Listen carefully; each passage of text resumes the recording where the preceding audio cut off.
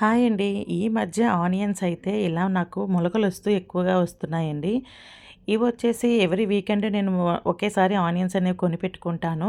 But కొన్న 2, 3 డేస్‌కే నాకు ఈ మధ్య ఎక్కువగా ఇలా ఉల్లికాడలు మొలకలొచ్చేస్తూ కనిపిస్తున్నాయి. సో, ఈటిని ఏం చేసేదాన్నంటే మీరైతే ఏం జేస్తారో నాకు చెప్పండి కామెంట్స్‌లో. సో, ఇవైతే కొన్ని కొన్ని సార్లు నేను కాడలు కట్ చేసేసి నార్మల్ ఆనియన్స్‌లా వాడేదాన్ని. బట్ మీరైతే ఏం చేస్తారో నాకు కామెంట్‌లో చెప్పండి. నేనైతే కొన్ని రోజులు వీటిని వాటర్‌లో వేసుంచేదాన్ని. బట్ తర్వాత తర్వాత అవి మొక్కలు మంచిగా పెరగలేదు. స్మెల్ కూడా వచ్చేసేది ఆనియను. సో, నెక్స్ట్ నేను వీటిని ఇలాగ చిన్న మట్టి కుండీలో ఒక ఆనియన్‌ని పెట్టి ఉంచాను. ఇది ఇంత బాగా గ్రోత్ అవుతదని నేను అనుకోలేదసలు.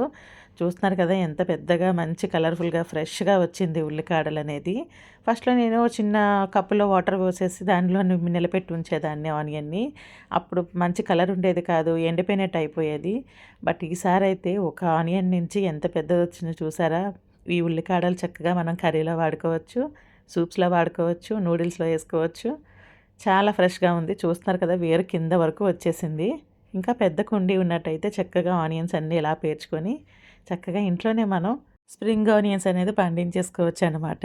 ఇక్కడొచ్చేసి ఇప్పుడు నాకు ఒక ఆనియన్ నుంచి వచ్చిన ఈ స్ప్రింగ్ ఆనియన్ చూస్తున్నారు కదా! ఇవి మాకు ఇక్కడ 1 దిరమ్‌కి అమ్ముతారండి. అంత కట్ట ఉంటుంది.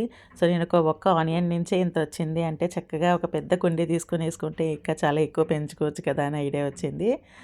సో, ఎలా ఉంది మొక్కయితే చాలా అందంగా బాగా పచ్చగా ఫ్రెష్‌గా ఉంది. సో, ఇంకో 2, 3 డేస్‌లో దీన్ని నేను వాడేస్తాను. మోస్ట్‌లీ 2 వీక్స్ పట్టింది ఇంత ఎదగటానికి నాకు.